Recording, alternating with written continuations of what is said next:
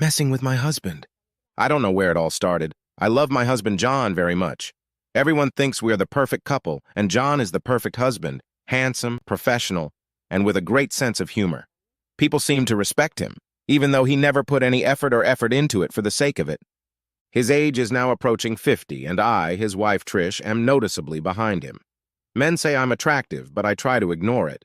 The worst of the lot are arrogant and vain. In my 46 years, at 5'7", with brown eyes that match the color of my hair and a decent figure, I'm happy with my looks. I exercise and do yoga, but not fanatically, enjoy good food and drink, which means a few extra pounds, and that's appropriate for my age, and I work as a retail manager and have a passion for reading, puzzles, and games of all kinds. Our children, Jason and Vicky, are grown but still live nearby and often have game nights with us and our extended family. The sex life remains great. The only snag is that I never experience pleasure during lovemaking. But John is far more bothered by this than I am. He is an exceptional master of caresses, and I enjoy making love to him immensely. I took John with me to our Christmas party. It's nice to be dressed up, and we always have a good time. John felt comfortable in his new company and could talk intelligently about any subject. I left John at the bar to hang out and dance a bit. It started out with a group of girls, but we were joined by some young guys from work. I liked the company, especially the new supply manager. I really enjoy working with Martin. When I met him, there was an instant spark between us. He is young, fit, charming, and for some reason very interested in me. I went looking for John and finally found him sitting behind the bar. He didn't look happy and looked like he was about to leave. "Sorry, babe. I got distracted talking to everyone and walking around the lounge." "Everyone or just him?" I turned around to find John nodding towards Martin. "That's Martin. He's just a colleague of mine, and it was a fun dance with him, that's all. Saw the way you look at him, you like him." It was more of a statement than a question. "What? No, well, maybe I hadn't thought about it. Actually, I did think about it. I thought about it a lot. It felt good, and I did like the attention. But why the hell did I leave John out of it? We're friends, period. Even if he wanted more, it was never going to happen." To my surprise, John didn't get more angry. He seemed to accept my explanation. We stayed at the party, and I tried to be much more attentive to him. When we got home, I was very horny and almost jumped on John. We had great sex. Am I to understand that it was Martin who turned you on? I took a chance. He may have helped a little, but it was you, honey. When John didn't object, I continued, "I'm flattered that a young guy finds me attractive, but there's nothing he can do about it, so I'm saving it all for you." After that, we talked a lot more about love, especially about our fantasies. The frequency and variety in our sex life has increased, and we are having a great time. We started making love more often, working with our hands, using toys, and looking at each other. I bought a lot of new lingerie, knowing that John loves stockings and heeled shoes. We go out to dinner or drinks, and I tease him mercilessly. I love my new sexual side. Our fantasies extend to others. Who would we most like to make love to, naturally, hypothetically? As it turns out, mostly with movie and sports stars. Throughout this time, I repeatedly told John how much I loved him, and how lucky I was to have a man willing to experiment and accommodate my wishes. We even started watching adult movies together, including some scenes of cheating. At the same time, Martin flirted fiercely with me at work, and I loved it. He was constantly asking me out on dates. I declined, but found myself wishing I could go. I sat John down to talk. "I love you more than anything, and you are the most wonderful husband in the world." "Thank you. I love you too. Is something wrong?" "No, everything's fine. Remember you asked me if I'm interested in experiencing pleasure while making love? Well, I thought about it for a long time and decided I want to figure it out before I get old. I wonder if it could be different with someone else." John was just at a loss. I genuinely thought we could both benefit, and I just needed to explain things properly to him. Martin has asked me to go on a trip with him next weekend, and I want to go. I hope I can discover something and share it with us. You know the secret of fun. I know you liked that hot wife video we watched, and I thought we could explore that fantasy. That's just a fantasy, Trish. It could be a reality for us, babe. Martin's taken an interest in me and has been stalking me for months. He knows all about you, and he's not a threat to our marriage. I'm flattered, and I want to be honest with you. I will tell you everything that will happen, and none of it will affect how much I love you. Have you two had sex before? No, we are professionals at work and nothing has happened. I would like to have some fun, but I always come home to you. It wasn't a quick or easy decision. John, I love you, but I feel like I need to do this. I could see John's pain and confusion. He was bothered by my lack of pleasure.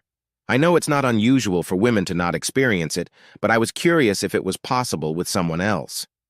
John's legs didn't seem to be holding him up, and he had his back against the wall.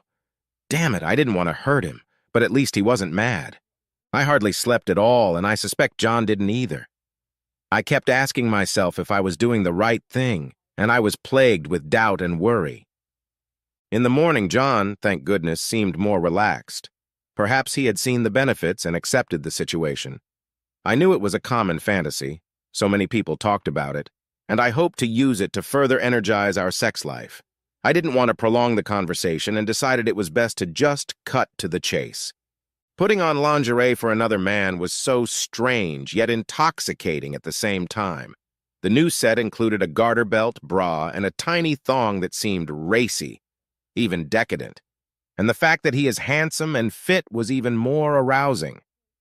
I felt some guilt in front of John, but it was overpowered by the feeling of arousal. I packed my weekend suitcase full of mostly dresses, heels, and lingerie and said goodbye to John. I'll be back on Sunday. Be ready to take me back. I'll be in touch, darling. I want you to be a part of this. John didn't respond in any way, but I knew he was nervous and had mixed feelings. I intended to stay in touch with him and make sure he was okay. Upon seeing my outfit, Martin seemed delighted. I let him catch a glimpse of the top of my stockings, and I loved his reaction. Pure lust. It wasn't that I was hiding or concealing them, but I made sure he saw me in all my glory. The sexual tension was building, and I was having a lot of fun with him. How did John react to our trip?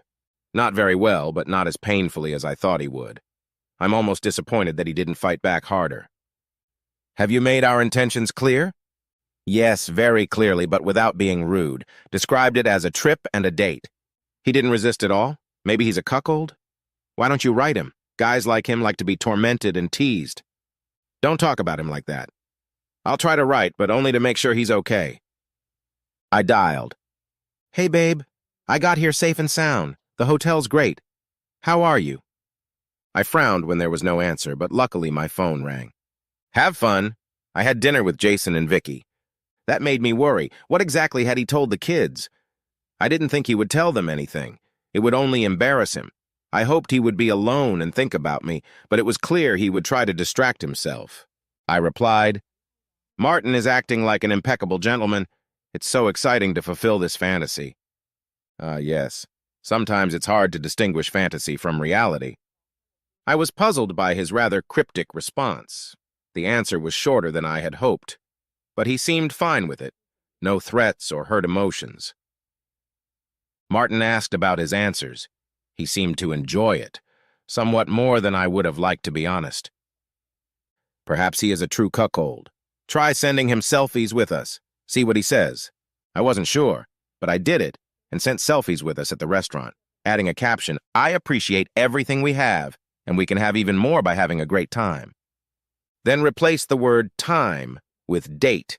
Yes, a wonderful date, and sent it. It fit the hot wife theme and might have turned John on. I can't forget this place during our anniversary. Sounds like you're having a great time. You certainly dressed up for it, and I see no wedding ring.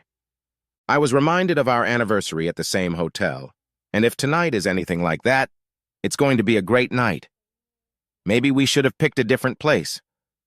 I didn't want John to feel like he'd been replaced in any way. Wanted to be respectful of your ring, babe? It'll be back on the Owl on Sunday when I get back to you. Love you. Actually, I do. I felt a little guilty, but I was sure I could undo any damage by enjoying my time with Martin. We finished our meal and enjoyed our drinks. The tension reached boiling point, and we turned down the opportunity for another drink and headed for the room. I quickly texted John, Already on my way up? Hope it turns you on. I'll be your hot wife soon. Tell me, how are you feeling? Hardly had we entered the room when Martin kissed me, a passionate kiss until my fingers cramped. You won't regret this, Trish. Perhaps we can make it a regular thing if John is agreeable. I was thrilled to be desired by another man. I was excited by the novelty and what it would be like with another man. Martin kissed and touched me all over, and it was like an electric shock. I told him to wait on the bed while I got ready. I went to the bathroom and unbuttoned my dress, examined myself in the mirror, admiring the expensive lingerie I had bought. Quickly checking my phone, the lack of a response from John had me worried. This might be harder for him than I thought, but he didn't mind the plan. I texted again, "John, are you here? You've been quiet all night. I love you, baby. We can make up when I get home." Obviously, I find it hard to believe that's possible. I stared at the phone for a moment, trying to figure out how my husband felt. Surely it makes sense that part of his soul is regretting or doubting the way things are going. Honestly, baby, it's going to be just that. I'm going to dress exactly the same for you, too. I sent selfies with the bathroom mirror showing off my underwear and stockings. Martin called out from the room and asked if I was trying to torture him by waiting. My cell phone beeped. Yes, it did, but I'll disappoint you. I don't need to prevail on him. Damn, this is a mistake. The picture should have turned him on. I tried calling, but there was no answer. Maybe he wasn't as turned on this evening as I had hoped. I was about to send another text when I heard the texting alert again. Enough about that. You like puzzles? You like puzzles? Read the letters of the first words in my replies. Maybe you'll understand. I looked at the first words in his text message again. Have fun. Forget. Forget. Actually, obviously, yeah. Divorce. Divorce, damn it. I called him again, but there was still no answer. I hurriedly changed and rushed out of the bathroom in a panic, trying to put on my heels, much to Martin's bewilderment. I have to go home now! Martin was shocked at first, but then tried to calm me down and get me to explain myself. I showed him all the text messages. Damn, he won't do anything stupid, will he? I don't want my wife to find out. So you're married? I was texting on the run.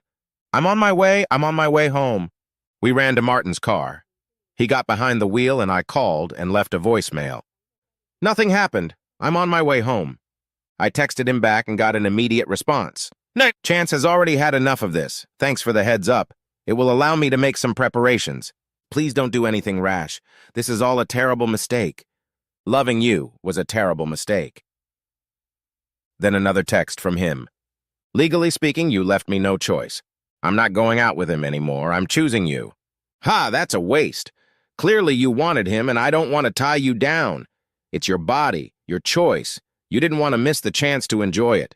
Did you even know he's married with 3 kids? Anyway, don't be so hasty. I'm gone. I am now on paid leave after being laid off before retirement and will be traveling a lot. P.S. Look at that, I got another word. I reread all the text messages. Chance, love, legal, ha. Fuck! When I arrived, the house was dark and quiet, with a sign in the front garden, for sale. I loved the house. It was my pride and joy. Everything suddenly became very real, and I panicked. When I entered the house, on the kitchen table were neatly folded divorce papers that John had already signed. Missing were most of his clothes and personal belongings. I was shocked. It came to me that I was losing my best friend. We always talked. Our conversations were light, and he always made me laugh. He was the love of my life, and gone.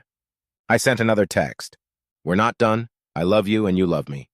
For 2 weeks, there was nothing from him despite all my attempts to contact him. I was hysterical. He withdrew half of our savings and took the things that were most precious to him. An envelope arrived at our address written in his hand. I opened it and was shocked to find it contained his wedding ring. This triggered another bout of sobbing. The next day, I got a text message. Hi. Just wanted to let you know I arrived safely. The resort is wonderful. I looked at the text message hopefully, but it left me confused. Attached to it was a picture of the beach. The turquoise and jade sea looked absolutely stunning. I immediately replied, Sorry, John, please come home. Decided to live out my fantasy this time, and Merlin turned out to be a wonderful hostess and lady. There was another picture, this time of a gorgeous, athletic-looking Caribbean woman in a green and yellow bikini sitting on the edge of a chaise lounge. I couldn't help but notice John throwing the wording of my own text messages from that night with Martin in my face with devastating force. Great dates she and I have here every day. Tentative without your ring, babe. Wanted to show him some respect, so I sent it back and you should have gotten it by now. How you doing, by the way? Yo, sorry. Can't offer restoration or reconciliation. I reread the first words, realizing this was going to be the message. Hi. Resolved, great dandy. Goodbye. There was one last message. John had copied my text messages from my night out with Martin into an entire email thread, with Martin's wife, my parents, and our kids on the address list. Martin called me furious that his wife had kicked him out and was going to divorce him, blamed it on me and my texts, and I blamed him for relentlessly stalking me. My parents were equally furious and couldn't understand what I was thinking, and frankly, neither could I. All of this was nothing compared to my children's utter disappointment. They told me to never expect John to come back. The end.